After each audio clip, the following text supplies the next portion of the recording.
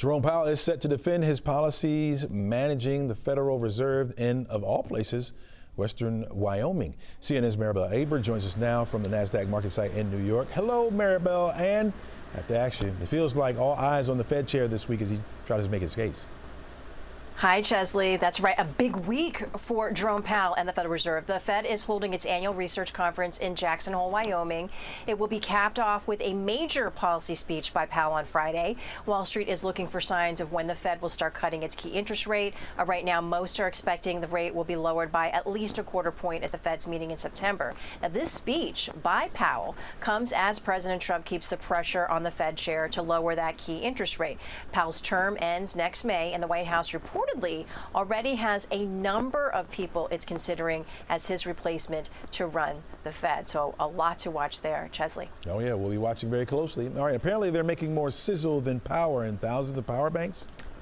Okay, more than 30,000 wireless power banks are being recalled due to the risk of fires and explosions. The devices are from ESR Halo Lock, and there are 3 models being recalled: the 2G520, the 2G505B, and the 2G512B. All 3 were sold by Amazon, Home Depot, and ESR's website between September of 2023 through July of this year. Now, ESR has received 9 reports of the chargers catching fire and exploding. No injuries have been reported, but the fires and explosions have resulted in about $20,000 in property damage. Consumers are urged to stop using the recalled devices, and refunds are available by contacting ESR. Chesley.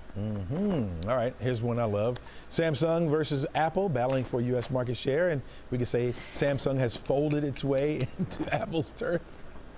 Ding, ding, ding. They have. Samsung is grabbing market share from Apple in the U.S. thanks to new smartphones. So last month, Samsung rolled out 2 foldable phones. One is the Z Flip and resembles an old school flip phone, and the other is the Z Fold 7 and essentially turns the phone into a tablet.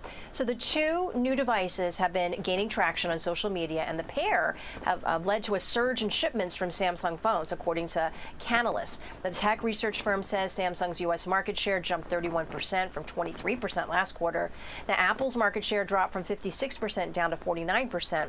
Apple's new slimmer iPhone is due out next month, so Chesley, we'll see what Apple's coming out with. Can't wait for that. Can't wait. All right, finally, it turns out friendship isn't priceless. It's breaking the bank, according to young adults. Can you hear it? Why can't we be friends? Like many young adults say friendship is getting too expensive, Chesley. Now, a survey from Ally Financial found 44% of Gen Z and millennials have skipped big social events due to the cost. And a quarter say they fear missing out on friendships and community because of financial limitations. Now, Ally, which is an all-digital bank, says there are ways to manage money to help ease the strain. It recommends tracking your spending, planning ahead, and setting aside money in a friendship fund to take advantage of social opportunities. Now, Ally says those steps can help you stay financially grounded while making lasting memories with friends. Chesley, look, we know weddings can be pricey to go to. Well, you can spend like $600 just the gift and like getting there in the hotel, right? And then what about if you want to take, I don't know, a cruise with your friends? That's kind of pricey. So I'm thinking karaoke at your house and a walk in the park, maybe. Well, I don't know. We'll have to see about that. Maybe pricey too. I don't know. What's the alternative? Not being friends? I don't understand that. Exactly. No, I don't like that. Yeah, I don't like it either. Thanks a lot, Maribel. Really appreciate it. You got it.